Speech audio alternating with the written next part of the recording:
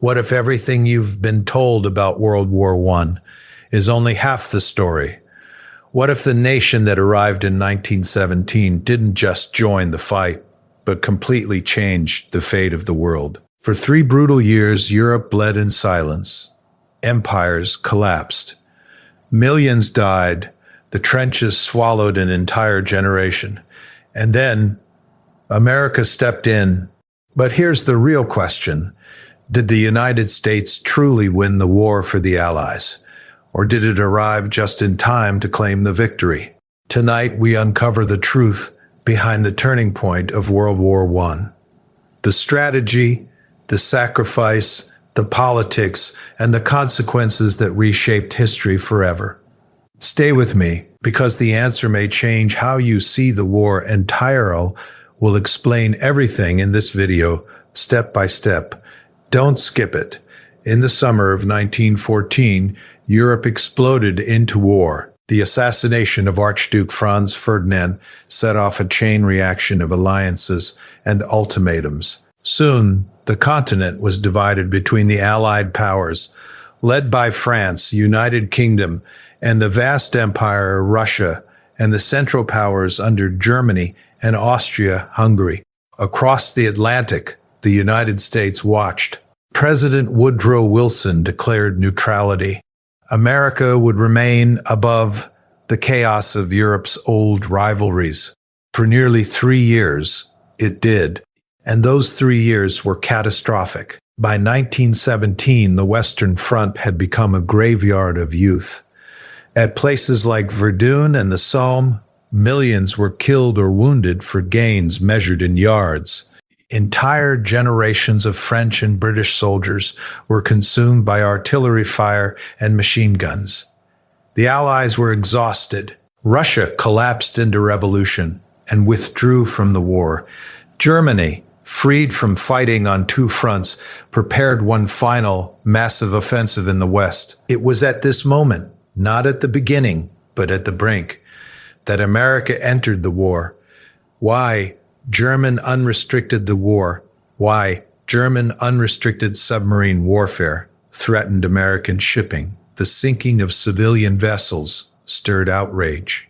And when the infamous Zimmermann telegram revealed Germany's attempt to entice Mexico into war against the United States, the last threads of neutrality snapped. In April 1917, the United States declared war. But declarations are not divisions. At that moment, the American army was small, barely 100,000 strong.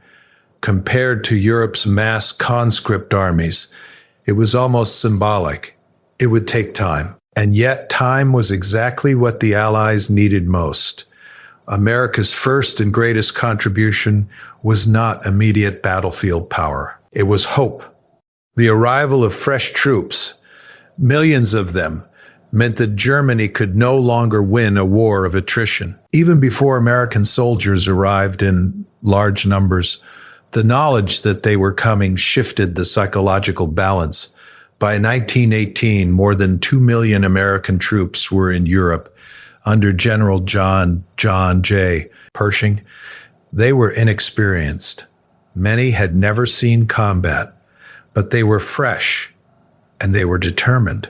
In the spring of 1918, Germany launched its last great gamble, the Spring Offensive. For months, German forces pushed the Allies back, closer than they had been to Paris since 1914. The Allied line bent, but it did not break. American troops began arriving in force, filling the gaps at battles like Cantigny, Chateau Thierry, and Belleau Wood. American soldiers proved they could stand against hardened German veterans. They paid dearly in blood, but they held dearly in blood, but they held with field. At Belleau Wood, U.S. Marines earned the nickname Devil Dogs.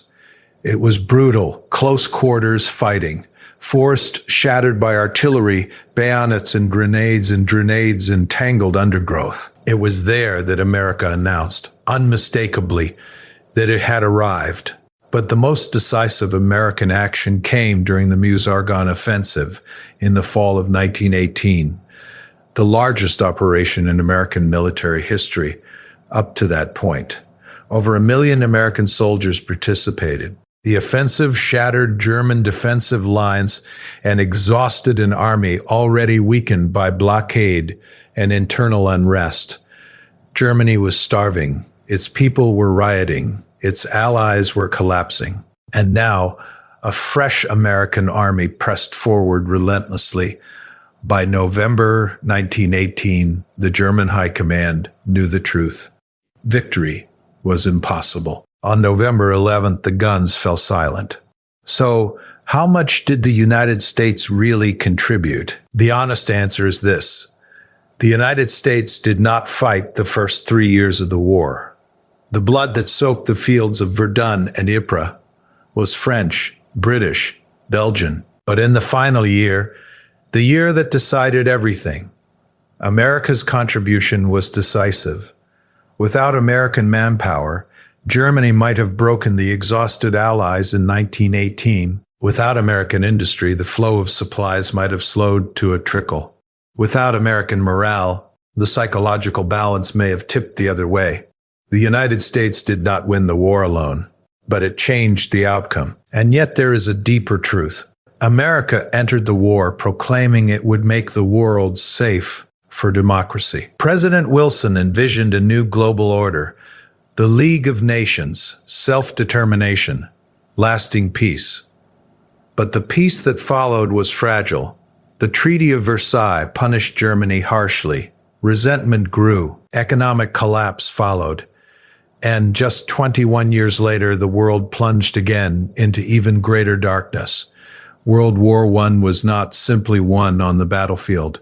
It was inherited, and the American role in that victory carried consequences far beyond 1918. When we look back at those young Americans crossing the Atlantic, farm boys from Kansas, factory workers from New York, immigrants eager to prove their loyalty, we see more than strategy.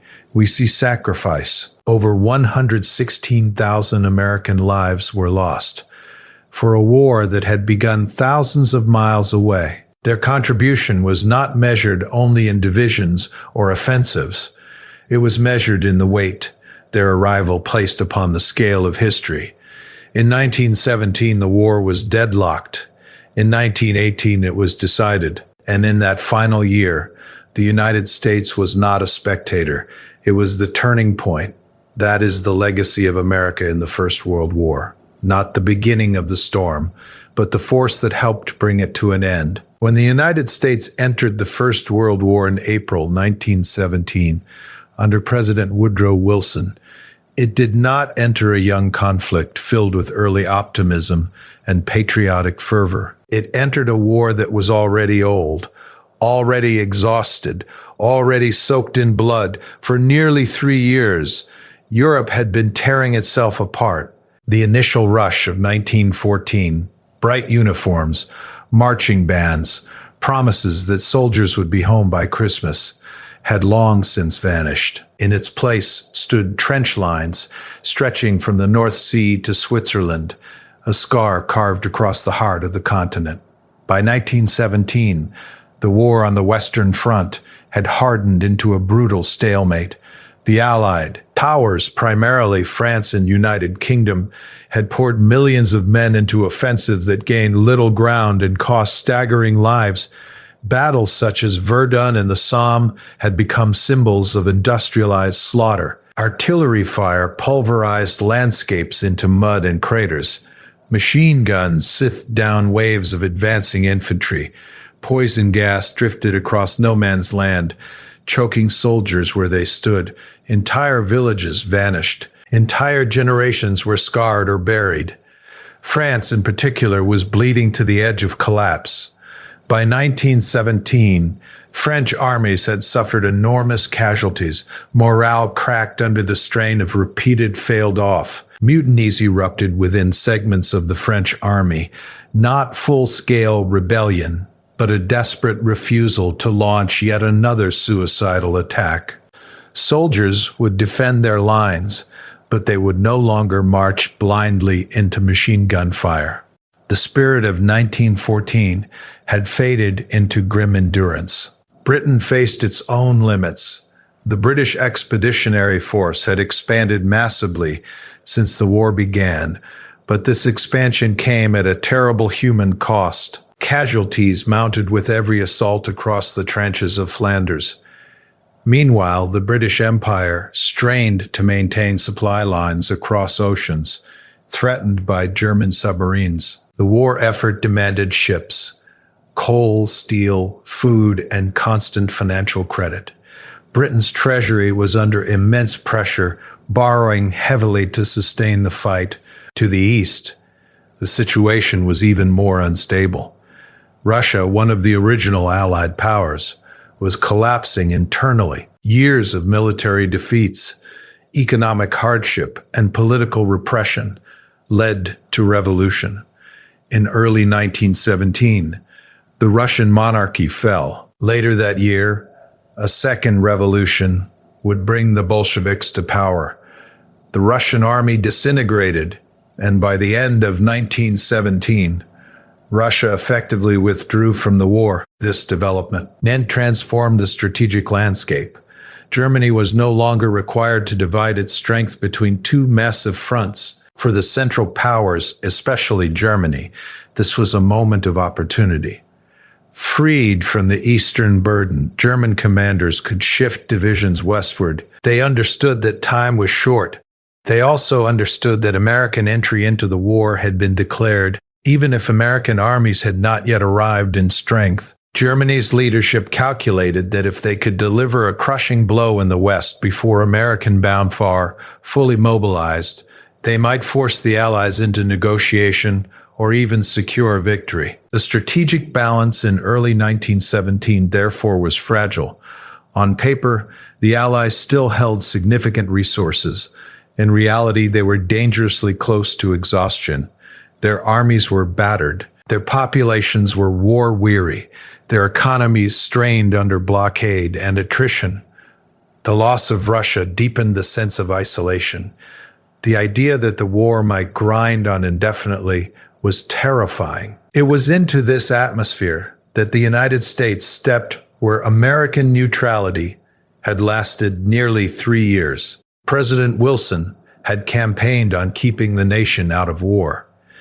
Many Americans believed the conflict was a European tragedy rooted in rival empires and ancient rivalries. But unrestricted submarine warfare by Germany threatened American shipping and lives. The revelation of the Zimmermann telegram, Germany's proposal to Mexico for an alliance against the United States, shocked American public opinion. By April 1917, neutrality was no longer politically or strategically sustainable, ready.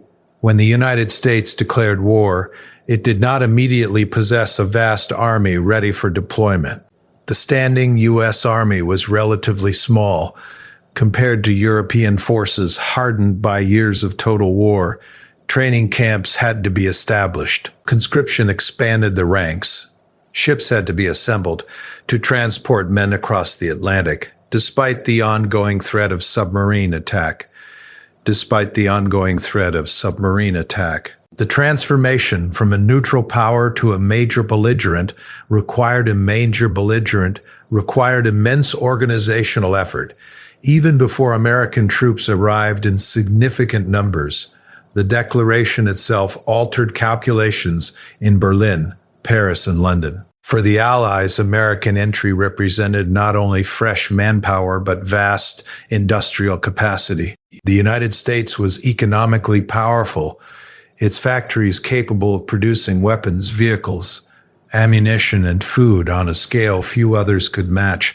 American financial credit reinforced Allied purchasing power. The psychological effect was immediate. The war was no longer a closed European struggle of attrition. It was becoming a transatlantic coalition backed by immense resources. For Germany, American entry was a warning bell. German leaders recognized that a prolonged conflict against an industrial giant with millions of potential soldiers would eventually become unwinnable. This realization directly influenced the decision to launch the massive spring offensive of 1918. Germany gambled that it could break the exhausted Allied lines before American strength fully materialized. The clock had begun ticking. On the Allied side, morale shifted. Morale shifted. The knowledge that reinforcements were coming, hundreds of thousands, eventually millions, helped steady wavering confidence. French soldiers, battered by mutiny and loss, could now believe that relief was on the horizon. British planners, worried about manpower shortages, could envision sustained operations into 1918 and beyond. Even civilian populations, enduring rationing and air raids, found renewed hope in the idea that a powerful new ally stood beside them. By mid-1918, American troops were arriving in France in vast numbers. Their uniforms were new. Their training varied in quality. Many had never experienced combat, but their presence represented renewal. Fresh divisions filled gaps in the line. Allied commanders could plan coordinated offensives with confidence that reserves existed to exploit breakthroughs or reinforce weak sectors. The strategic equilibrium that had defined 1915 and 1916 no longer held. The Allies were no longer merely surviving. They were preparing to regain initiative. The U.S. entry in 1917 did not instantly end the stalemate. Trenches did not disappear overnight, but it fundamentally shifted the long-term trajectory of the war. What had been a grinding contest between exhausted European powers became a broader coalition struggle backed by the economic and demographic strength of the United States. The Central Powers now faced not just France and Britain clinging to survival, but a growing transatlantic force that promised sustained pressure. In strategic terms, American entry transformed time itself into a weapon for the Allies. The longer the war continued, the stronger the Allied position became. For Germany, time became the enemy. This reversal of momentum, this shift from Allied desperation to renewed confidence, marked a decisive turning point in the global conflict. When the United States entered the First World War in 1917, it did not simply send soldiers across the Atlantic. It unleashed the weight of an industrial giant onto a continent that had been grinding itself into ruin for nearly 3 years. Long before American infantry divisions were fully deployed, American factories, farms, railroads, and banks were already shaping the battlefield in ways that were less visible than trenches and artillery, yet just as decisive. The war had become a test not only of courage, but of production, of steel, coal, oil, food, credit, and ships. And in that test, the United States possessed an immense strength. By 1917, the Allied powers, particularly France and United Kingdom, were under severe economic strain. The scale of modern industrial war was unlike anything Europe had experienced before. Millions of shells were fired in single offensives. Railroads operated at maximum capacity to move troops and supplies. Factories ran day and night, producing rifles, artillery, uniforms, boots, and barbed wire. Civilian economies had been redirected toward military survival. Entire workforces were mobilized, including women who entered heavy industry in unprecedented numbers. But the longer the war continued, the more fragile the system became. Britain, though protected by its navy, relied heavily on overseas imports for food and raw materials. German submarine warfare threatened these supply lines, sinking merchant ships in the Atlantic. Insurance rates soared, food prices rose. The British government borrowed enormous sums to sustain its purchases abroad. Gold reserves dwindled. By 1917, Britain's financial capacity to continue funding the war independently was severely stretched. France faced devastation on its own soil. Industrial regions in the north had been occupied or destroyed. Agricultural lands became battlefields. French factories worked relentlessly, but resources were finite. Every offensive consumed ammunition at staggering rates. The French state relied increasingly on foreign loans, much of them from American banks, even before official U.S. entry into the war. Across the Atlantic, the United States had experienced an economic boom fueled by wartime demand. Although neutral, until 1917, American industries supplied the Allies with food, steel, chemicals, vehicles, and munitions.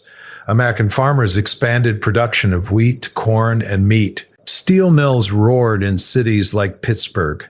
Shipyards expanded along both coasts. Financial institutions extended massive lines of credit to Allied governments. Neutrality did not mean isolation. It meant commerce, and commerce flowed heavily toward the Allied side. Once the United States formally entered the war, under President Woodrow Wilson, this economic relationship intensified and became fully integrated into the Allied war effort.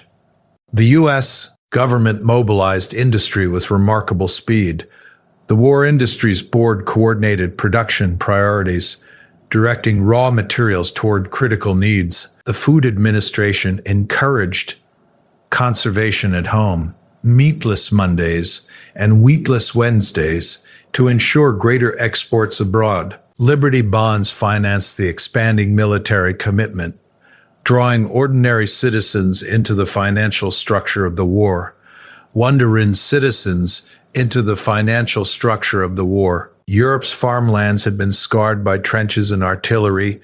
Millions of European farmers were in uniform rather than in fields. Food shortages threatened morale and stability. American grain shipments helped sustain Allied civilian populations and armies alike. Bread rations remained possible because American wheat crossed the Atlantic in steady convoys. Malnutrition and unrest could have crippled the Allied home fronts. American food supplies eased that pressure. Industrial production was equally vital. Modern warfare consumed steel at astonishing rates. Artillery pieces wore out. Shell casings required brass and copper. Rail lines needed constant repair. The United States possessed vast natural resources and the industrial capacity to exploit them. American factories produced locomotives, freight cars, trucks, and engines that improved logistical mobility on the Western Front. Standardized manufacturing methods allowed for rapid scaling. Where European industries had been grinding at full capacity for years, American plants were entering the conflict with fresh momentum. Shipping capacity became a central concern. German U-boats sought to sever the Atlantic lifeline. In response, the United States expanded shipbuilding dramatically. New cargo vessels were constructed in record numbers. The convoy system, strengthened by American naval participation, reduced losses and stabilized transatlantic transport. Supplies flowed more reliably. The fear that Britain might be starved into submission began to recede as American tonnage increased. Financial power may have been the most understated yet crucial contribution. War is expensive beyond imagination. Governments borrow print currency and strain credit systems to sustain prolonged conflict.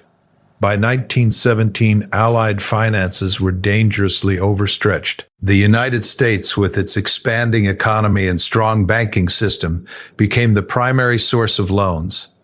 American capital underwrote Allied purchasing power. Without this financial backing, Britain and France would have faced severe constraints in acquiring raw materials and paying for imports.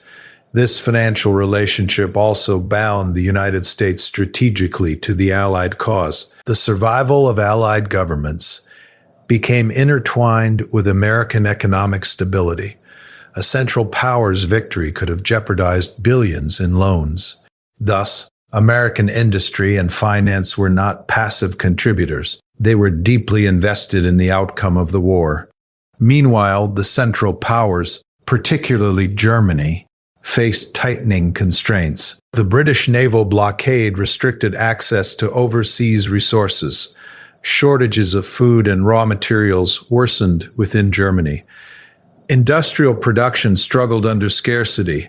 Civilian populations endured hunger. The contrast between a blockaded Germany and a resource-rich United States supplying its enemies became increasingly stark. American industrial support allowed the Allies to transition from defensive survival to renewed offensive planning in 1918. Artillery barrages could be sustained with ample shell supplies. Motorized transport improved coordination. Air production expanded. Communication equipment and standardized parts enhanced efficiency. The logistical foundation of Allied operations strengthened significantly as American output accelerated. It is important to understand that wars of this magnitude are not won by heroism alone. They are won by systems, by the capacity to feed armies, replace losses, repair infrastructure, and maintain civilian morale. The United States entered the war at a moment when Allied systems were under extreme stress. Its economic integration provided resilience. It bought time. It restored confidence in long-term sustainability, even before the largest American offensives of 1918. The material balance had shifted.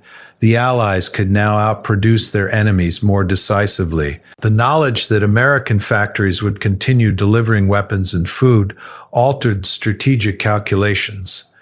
German planners recognized that a prolonged war favored the Allies increasingly with each passing month. This recognition influenced their desperate gamble in launching major offensives before American production and manpower reached overwhelming levels. American industry did not fight in trenches, but it powered those who did. It filled depots with ammunition. It kept locomotives moving. It sustained civilian populations whose endurance was essential for political stability. It stabilized Allied credit and preserved their ability to wage total war. The factories, farms, and financial institutions of the United States became an extension of the battlefield itself, stretching the Western Front across an ocean and embedding industrial might into the heart of the Allied war machine. By the time American troops began arriving in significant numbers in 1918, the Allied armies on the Western Front were physically depleted and emotionally drained. Nearly 4 years of relentless combat had hollowed out divisions that once marched with confidence. Entire regiments had been rebuilt multiple times with young replacements who inherited trenches filled with ghosts. The optimism of 1914 had long since dissolved into a grim endurance. Soldiers fought not for glory, but for survival, for the man beside them, for the hope that somehow the nightmare would end. When the United States entered the war in 1917, under President Woodrow Wilson, it promised reinforcements. But promises do not hold a trench line. For months, Allied commanders waited while American forces trained, organized, and crossed the Atlantic in waves. Meanwhile, the strategic situation worsened. The collapse of Russia allowed Germany to transfer divisions from the Eastern Front to the West. Hardened veterans redeployed to France, determined to deliver a decisive blow before American strength could fully materialize. In the spring of 1918, Germany launched the Kaiserschlacht, the Spring Offensive. It was a massive, coordinated assault designed to shatter Allied lines and force a breakthrough before American reinforcements tipped the balance. German stormtroopers used new infiltration tactics, bypassing strong points and penetrating deep into Allied positions. Artillery bombardments were intense and sudden. In places, British and French units were overwhelmed. Front lines that had barely moved for years suddenly shifted miles within days. The psychological shock was enormous. Paris once again felt within reach of German artillery. British sectors buckled under pressure. The Allies faced a crisis not only of territory, but of morale. Years of sacrifice seemed at risk of being undone in a single sweeping offensive. Soldiers who had endured Verdun, the Somme, and Passchendaele now confronted the possibility that all their suffering might end in defeat. It was in this moment of danger that American troops began to fill the gaps. At first, they arrived in limited numbers, often integrated alongside French and British units. Many were inexperienced. They had trained in camps across the Atlantic, but few had faced modern industrial warfare. Yet they brought something the Allied armies desperately needed: freshness. These young men had not endured 3 winters in the trenches. They had not watched entire battalions vanish in futile offensives. Their uniforms were new, their numbers growing daily, their confidence unbroken by years of attrition. The mere sight of American units marching through French villages carried symbolic weight. Civilians lined the roads, cheering French soldiers, exhausted and skeptical from long suffering, felt a surge of renewed hope. The understanding spread quickly. The war would not be fought alone anymore. Reinforcements were not theoretical. They were here. One of the earliest tests came at Cantigny in May 19, where American forces launched a limited offensive against German positions. It was not a massive operation compared to earlier European battles, but it demonstrated that American troops could attack, hold captured ground, and withstand counterattacks. The importance was psychological as much as tactical. It proved that the new ally could stand in the line. Soon after, American units were thrown into even fiercer combat at Chateau Thierry and Belleau Wood. At Belleau Wood, U.S. Marines and Army units fought in brutal close-quarters engagements against determined German defenders. The terrain was shattered by artillery, trees splintered into jagged spears. Fighting often devolved into hand-to-hand struggle. Casualties were severe, yet the Americans held. The AR, advance toward Paris, was blunted in part because fresh troops absorbed and repelled the German push. For French soldiers who had endured years of attritional warfare, the presence of determined new allies was transformative. Morale is not an abstract concept in war. It determines whether men hold their ground or retreat, whether they believe resistance is meaningful or futile. The arrival of American divisions meant that exhausted French regiments could rotate out of the most threatened sectors. British units, stretched thin by casualties, found reinforcement at critical points. Strategic reserves expanded. Commanders gained flexibility. The knowledge that more Americans were coming, hundreds of thousands than millions, altered the mental landscape of the front. German commanders understood this as well. They recognized that their window of opportunity was closing. Each month that passed strengthened the Allies. Each American transport ship that crossed the Atlantic narrowed Germany's chances of forcing a decision. By the summer of 1918, American forces were operating as more cohesive formations under General John J. Pershing.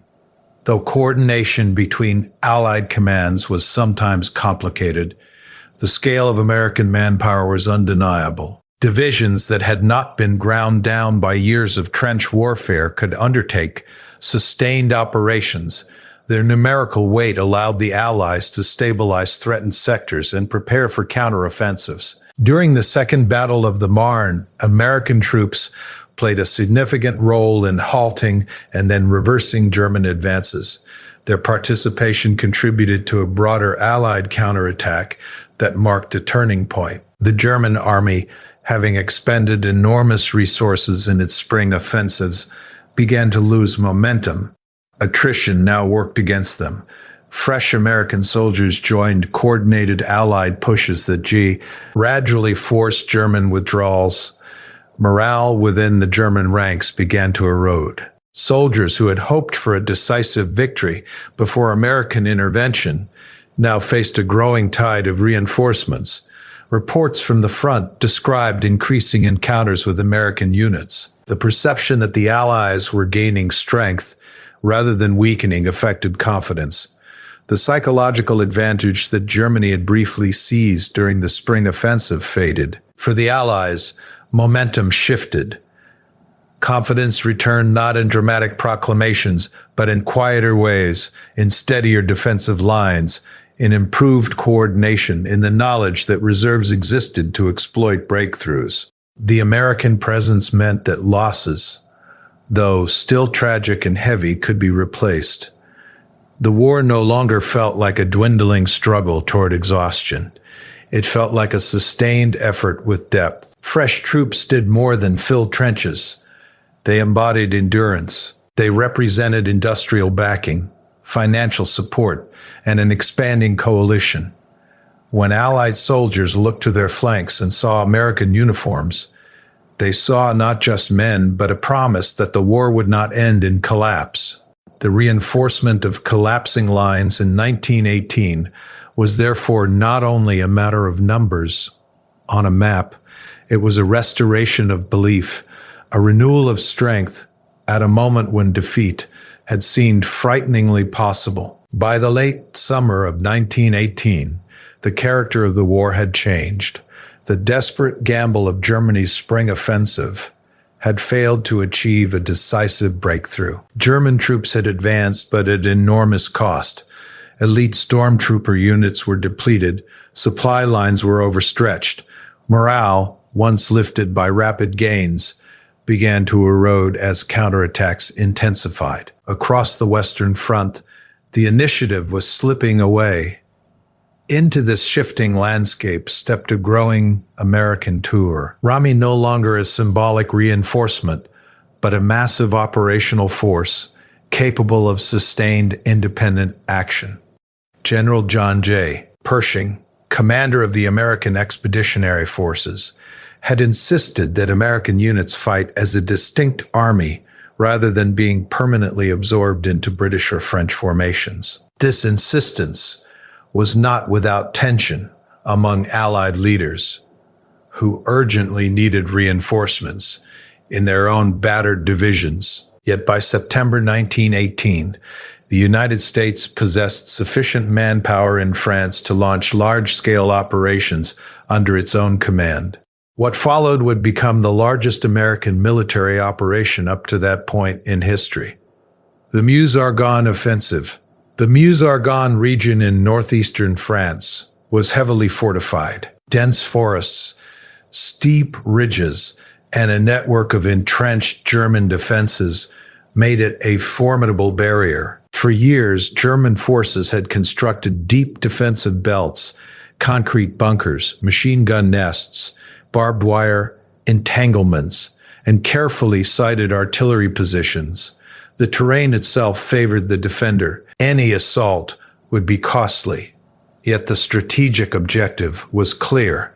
The Allied High Command had coordinated a series of offensives designed to pressure German lines simultaneously along a broad front. The American role was to attack between the Meuse River and the Argonne Forest, breaking through German defenses and severing critical rail lines that supplied their forces. Success would not merely push the enemy back, it would disrupt the logistical backbone sustaining German operations in France. On September 26, 1918, after a massive artillery preparation involving thousands of guns, American forces advanced. Over 1 million American soldiers would ultimately participate in the offensive over the following weeks. Many were inexperienced. Coordination between infantry, artillery, tanks, and aircraft was still evolving. The terrain quickly proved more challenging than anticipated. Communication lines broke down in the tangled forest. Units became disoriented. German resistance was fierce and disciplined. Casualties mounted rapidly. Machine gun fire swept across advancing formations. Artillery shells tore through wooded ravines. Progress was often measured in yards rather than miles, yet the offensive did not stall. Reinforcements continued to arrive. Divisions rotated through the line. Command structures adapted under pressure. Despite heavy losses, the Americans maintained relentless forward momentum. The scale of the operation strained American logistics and command experience. Roads clogged with men, horses, artillery, and supply wagons. Medical units struggled to evacuate wounded through mud and shattered terrain. Officers faced the challenge of leading large formations in complex, rapidly changing conditions. Mistakes were made, sometimes costly ones, but numerical strength and sustained pressure compensated for inexperience. Gradually, German defensive positions began to crack. The cumulative effect of constant assault wore down units already weakened by months of fighting and shortages at home. German soldiers faced not only immediate battlefield danger, but the knowledge that their nation was suffering under blockade. Food was scarce in German cities. Strikes and unrest spread, news of Bulgaria's surrender and the weakening of other Central Powers allies filtered into the ranks. The Meuse-Argonne Offensive was not a swift breakthrough. It was a grinding advance that steadily eroded German capacity to resist. American forces captured key terrain and disrupted vital supply routes. Rail hubs that had funneled men and materiel to the front came under threat or fell. Each mile tightened the pressure. The offensive formed part of a broad, rallied campaign often referred to as the 100 Days Offensive. British, French, Belgian, and American armies launched coordinated attacks along different sectors. Together, these operations forced Germany into a continuous retreat. What made the American contribution in the Meuse-Argonne particularly significant was its scale and persistence. The sheer weight of manpower committed to a single sustained offensive signaled that the Allies now possessed not just resilience, but overwhelming depth. German commanders recognized the deteriorating situation. Their armies were no longer conducting organized strategic withdrawals to prepared positions. They were being pushed back under relentless attack. Reserves dwindled. Replacement troops were younger, less trained, and often poorly supplied. Artillery ammunition was limited. But artillery ammunition was limited. The once confident hope of forcing a negotiated settlement before American strength fully arrived had vanished. Within Germany itself, political upheaval accelerated. Naval mutinies erupted. Workers' councils formed. Civilian morale collapsed under the strain of hunger and loss. The military leadership informed political authorities that the war could not be won. The front lines and the home front were interconnected. Battlefield defeats intensified domestic instability, and domestic instability weakened battlefield resolve. The Meuse-Argonne Offensive continued through October and into early November 1918. American units pushed forward despite rain, mud, and exhaustion. Bridges were seized, heights captured, defensive lines breached. The cost was immense, tens of thousands of American casualties in a matter of weeks. Yet the offensive achieved its strategic aim. It contributed decisively to breaking the coherence of German defenses and accelerating their overall collapse. By early November, German leaders sought an armistice.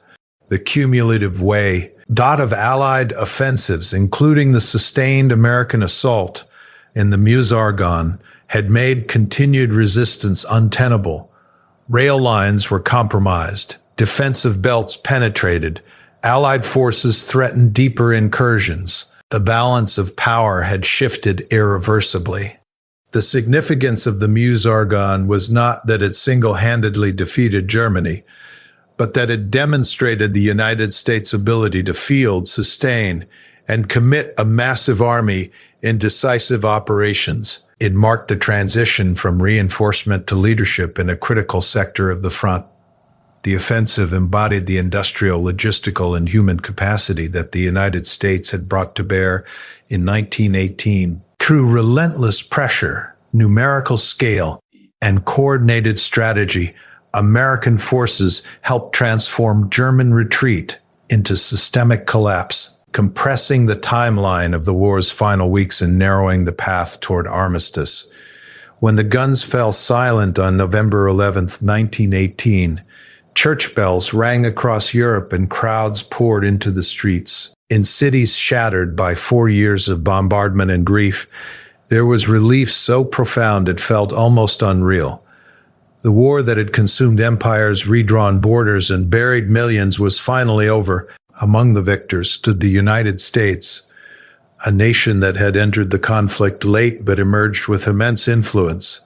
Its role had been decisive in tipping the military balance. Yet, as celebrations echoed across the Atlantic, a quieter, more complicated truth began to take shape.